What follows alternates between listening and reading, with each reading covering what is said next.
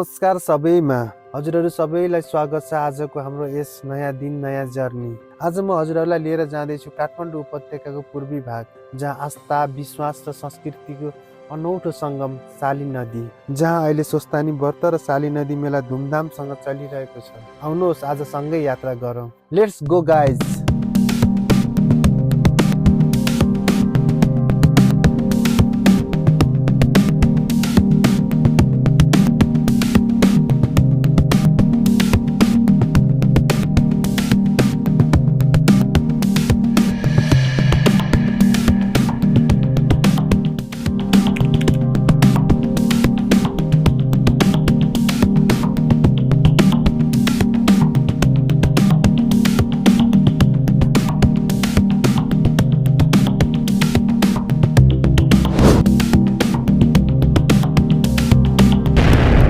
जसरी सहर पछाडि छुट्दै जान्छ, मन पनि बिस्तारै शान्त हुँदै जान्छ। सडक छेउछाउ हरियाली, रुखहरू, हल्का चिसो हावा र चराचुरुङ्गीको मधुर आवाज। कहीँ पिच रोड, कहीँ साँघुरो रोड, कहीँ कच्ची रोड। हरेक मोडमा प्रकृतिले नयाँ दृश्य देखाइरहेको छ। हरियाली, डाँडा काँडा, शान्त हावाको सुस्केरा र मनलाई छोइदिने यो बाटो।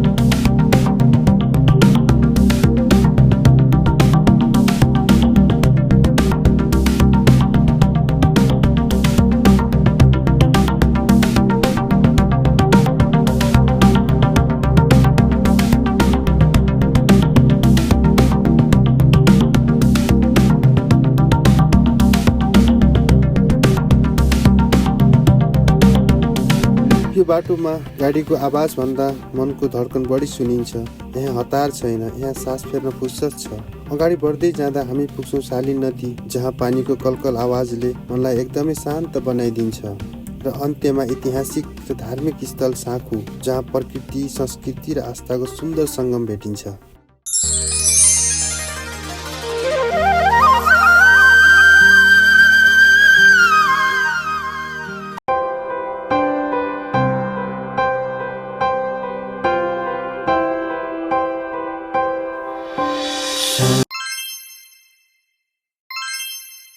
आज हामी आइपुगेका छौँ श्रद्धा, विश्वास र आस्थाले भरिएको स्वस्थानी मन्दिरको पवित्र द्वारमा। यो गेट केवल ढोका मात्र होइन, यो त आस्थातर्फ जाने बाटो हो, जहाँ प्रकृति र परमात्मा एक अर्कोसँग मिसिएको अनुभूति हुन्छ।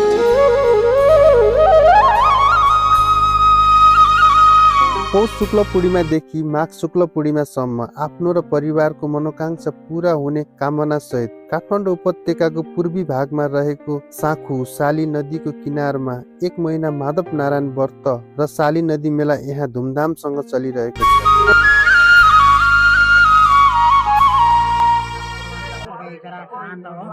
श्री स्वस्थानी भगवान परमेश्वरको कल्याण हो। घर परिवारको आजका कामहरू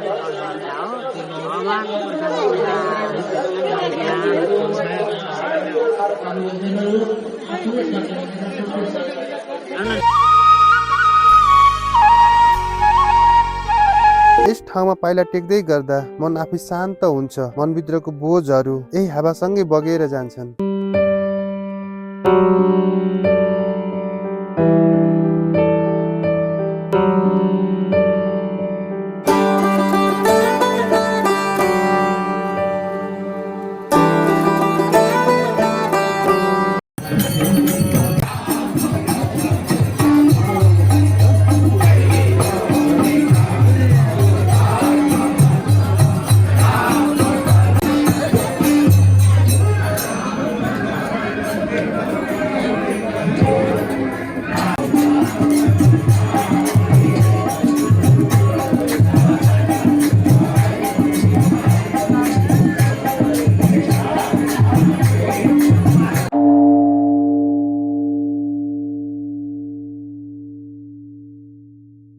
आज यहाँ हजारौं भक्तजनहरू नेपालका विभिन्न ठाउँबाट आउनु भएको छ। कोही पहिलो पटक, कोही वर्षौंदेखि नियमित रूपमा आइरहनु भएको छ। साली नदी मानिसलाई नजिक ल्याउने एक पवित्र स्थल बनेको छ।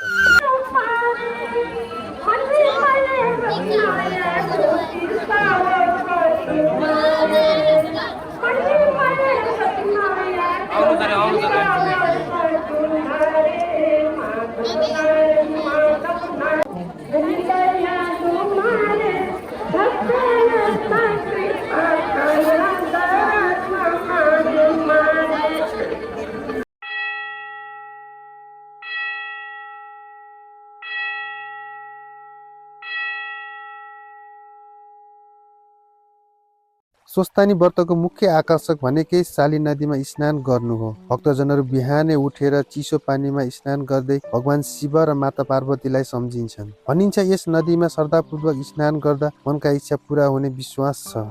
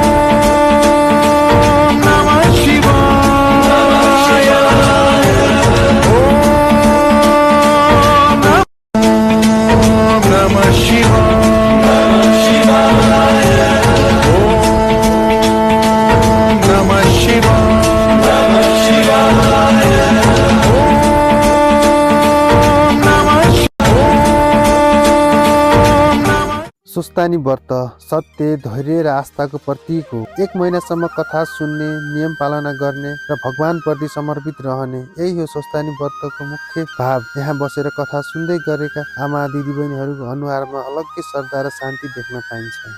जब साँझ पर्न थालेपछि साली नदी अझै सुन्दर देखिन्छ। दियोको उज्यालो, आरतीको आवाज र भक्तजनहरूको सामूहिक प्रार्थना, यो दृश्यले मन छुन्छ। यस्तो लाग्छ समय यही रोकियोस्।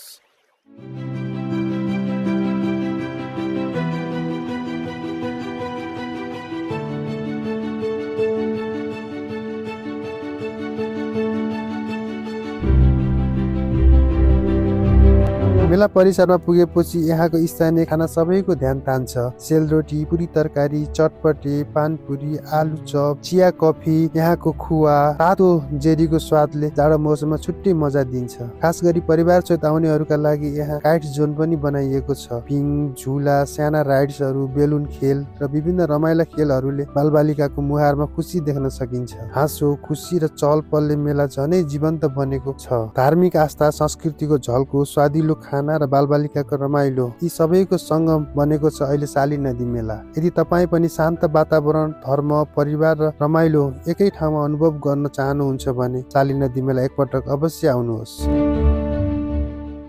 आजको हाम्रो यस साली नदी यात्रा यहीँसम्म। यदि तपाईँलाई यो यात्रा मन पर्यो भने लाइक, सेयर, कमेन्ट र च्यानललाई सब्सक्राइब गर्न नबिर्सिनुहोला। यो च्यानल हजुरको हो। फेरि अर्को गन्तव्यमा भेट्ने आशा राख्दै आजलाई यहीँ बिट मार्न चाहन्छु। हस्त धन्यवाद सबैमा।